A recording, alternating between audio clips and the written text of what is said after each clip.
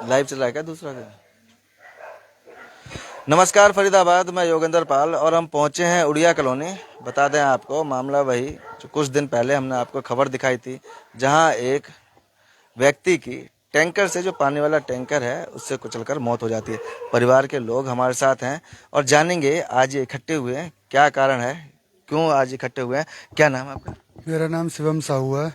जी शिवम जी, क्या हुआ था, थोड़ा सा पीछे का बता दें कि किस दिन की घटना थी और क्या हुआ था, उसके बाद मेरे चाचा हर बार की तरह अपने काम से 2 तारीख के 2 फरवरी 2025 को अपने घर की ओर आ रहे थे।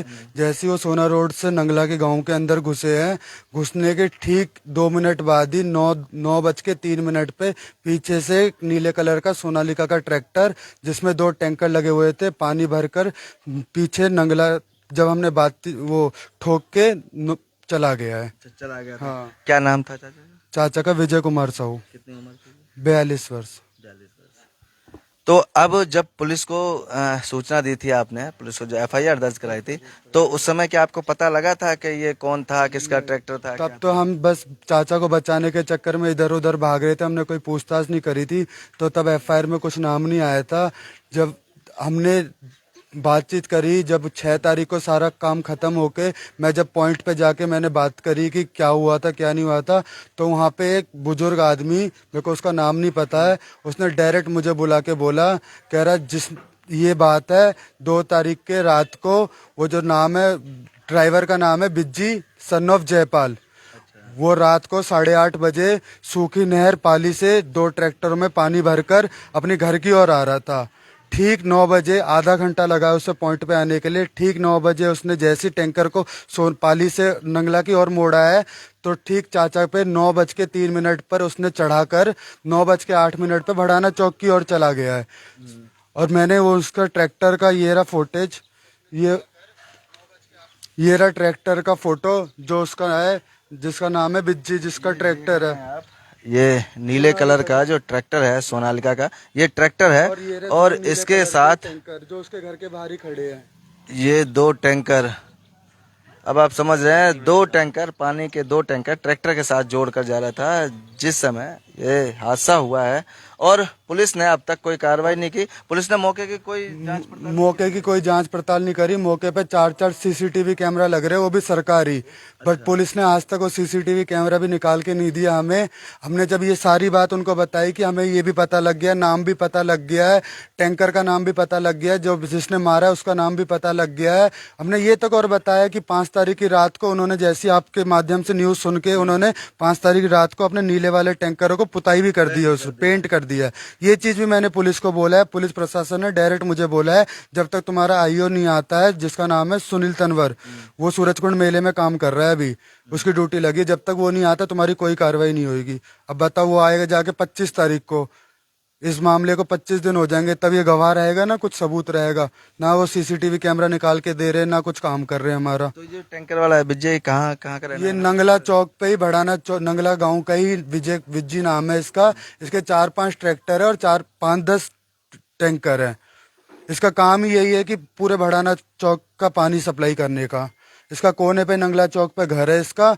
इसकी बस पता लग गया है कि इसका ये नीले कलर का ट्रैक्टर रात भी आपने खुद अपने आप किया? ये सब भी मैंने अपने आप वहाँ पे बातचीत करके, किसी से पूछ पाछ के लोगों ने बताया है, तो मैंने ये चीज आपके आगे रखा है। और ये चीज मैंने पुलिस के आगे भी रखा था, ये बात की ये सब पता लग गया हमें, आप तो कुछ करो। ये सब काम पुलिस वालों का था, जो हमने करके दिया पुलिस वाले को। बिल्कुल जी, सारा काम पुलिस का था। जिस समय जहाँ हादसा हुआ था वहाँ भी कोई कैमरे वगैरह लगे? वहाँ पे भी कैमरे लगे हुए थे। वहाँ पे जहाँ हादसा हो रखा है, वो जो घर है, उनको उन्होंने ही ट्रैक्टर के नीचे से पापा की बाइक को निकलवाया है। अब वो कह रहे कि हमें नहीं पता है, गाँव का मामला आ जा रहा है, कोई भी साथ नहीं दे रहा है। और ठीक जब सीसीटीवी कैमरा की बात हो रही है, कह रहे हमारे गांव में लाइट नहीं था। अरे सब जगह लाइट था, तुम्हारे गांव में कैसे लाइट नहीं थी उस समय? अब आप समझ सकते हैं, मामला गांव का है। जो युवक है जिसका नाम बता रहे हैं बिज्जी, ट्रैक्टर चालक है, जिसके ट्रैक्टर है और जिसके ट्रैक्टर से ये हादसा हुआ, एक युवक की जान गई है। अब जब वहाँ पता करने के लिए जाते हैं तो जो भी आसपास के लोग हैं वो सभी लोग मना कर देते हैं कि जी हमारे कैमरे काम नहीं कर रहे, या हमारे उस समय लाइट नहीं थी। और जिन लोगों ने देखा, जिन्होंने निकाला ट्रैक्टर के नीचे से, वो तक मुकर गए कि जी हमें नहीं पता, हमने कुछ नहीं देखा। जो काम पुलिस का था वो काम परिवार कर रहा है, लेकिन उसके बावजूद भी पुलिस कोई भी मदद नहीं कर रही। क्या कारण है, ऐसा क्यों, पुलिस क्यों आगे नहीं आ रही है, क्यों इसमें जांच पड़ताल नहीं करी, क्यों निष्पक्ष रूप से इसकी जांच नहीं हो रही है, क्या कारण है, ये भी आपको बताएंगे। और तमाम लोग यहाँ घर परिवार के आस पड़ोस के लोग यहाँ खड़े हैं, आप देख सकते हैं। और वहाँ सीसीटीवी कैमरे भी थे, हालांकि जैसा कि बता रहे हैं कि सरकारी जो कैमरे हैं वो कैमरे भी वहाँ लगे हुए थे, और जो लोगों के घरों के आगे जो पर्सनल कैमरे लगे होते हैं वो भी थे, क्योंकि इन्होंने भी कहीं ना कहीं से ये फुटेज निकाली है। और सबसे बड़ी बात कि तथ्य को छुपाने की कोशिश की जा रही है। जिस तरह से ये बता रहे हैं कि जिस टैंकर से और ट्रैक्टर से उनकी मौत हुई है विजय की, उसी टैंकर पर पता लगा है कि अब पेंट कर दिया गया है ताकि पता न लगे। 5 तारीख की रात को उस टैंकर पर पेंट कर दिया गया है। तथ्यों को और जो सबूतों को मिटाने का काम किया गया है। तो आप समझ सकते हैं कि इसके पीछे कितनी बड़ी साजिश है, और लगता है कहीं ना कहीं कोई दबाव है या पुलिस का भी कुछ ऐसा रवैया है जो उनको बचाने की कोशिश कर रही है। आखिर कौन है ये लोग जिनको पुलिस बचाना चाह रही है? तमाम लोग हमारे साथ हैं, परिवार के इंसाफ मांग रहे हैं, न्याय मांग रहे हैं विजय के लिए। और मेहरचंद हरसाना जी हमारे साथ हैं, समाज सेवी हैं, इनसे भी बात करेंगे। हरसाना जी, क्या बात है, क्यों पुलिस कार्रवाई नहीं कर रही है? भैया, ये हमारा भाई विजय साहू जी 2 तारीख की रात को ड्यूटी से आ रहा था जी। और डबल टैंकर थे जो अभी बच्चे ने दिखाए हैं। इन टैंकर माफियाओं का इतना बुरा हाल है कि ये ना आगे देखते हैं ना पीछे देखते हैं। इन्होंने यहाँ पानी का बड़ा गदर मचा रखा है। अब उसी टाइम इन्होंने भाई ने 112 पर कॉल भी की थी, रिपोर्ट भी की है, और हम और ये पूरा परिवार जब कार्रवाई नहीं हुई है तो विधायक से मिले हैं पिछले हफ्ते। तो उन्होंने भी आश्वासन दिया कि चिंता ना करो आप, ये कार्रवाई होगी। उसके बावजूद ही पुलिस सुस्त है। तो इसका मैं कारण अभी समझ नहीं पा रहा, लेकिन उनको ये पता नहीं है कि अभी हम नीचे हैं, ऊपर तक भी जाएंगे।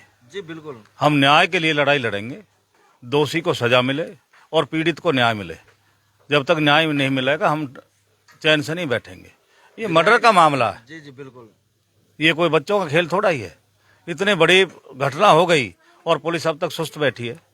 और हरसाना जी, ये पहली बार नहीं हुआ है, इससे पहले भी आपने खबरें देखी होंगी। कहीं बच्चे हैं जो छोटे छोटे बच्चों को कुचल दिया इन टैंकर वालों ने, कहीं किसी युवक को कुचल दिया, लेकिन बिल्कुल देखिए और भी बहुत दरवाजे हैं।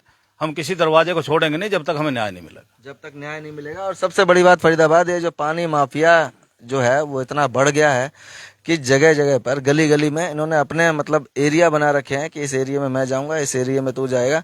और जो छोटे छोटे बच्चे होते हैं, कई बार आपको दिखाया नंगला में भी ऐसा हादसा हुआ और गाजीपुर के उधर भी ऐसा हादसा हुआ जहाँ छोटे छोटे बच्चों की भी जान चली गई इन पानी माफियाओं की वजह से। और ये अवैध पानी माफिया हैं, ये जो पानी के टैंकर चल रहे हैं ये अवैध टैंकर हैं।